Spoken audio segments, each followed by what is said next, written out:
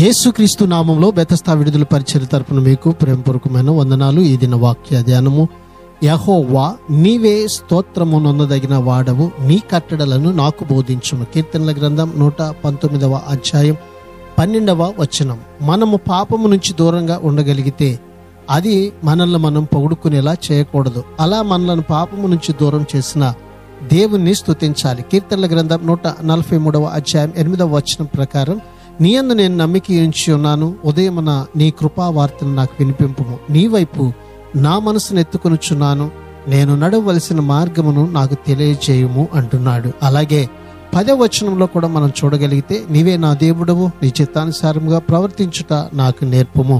దయగల నీ ఆత్మ సమభూమి గల ప్రదేశమందు నన్ను నడిపించును గాక. అతడు దీన్ని ఎంత విలువైనదిగా ఎంచుకున్నాడో, ఎంత మనస్ఫూర్తిగా దీన్ని వెతుకుతున్నాడో ఇందువల్ల తెలుస్తూ ఉంది. ప్రార్థన.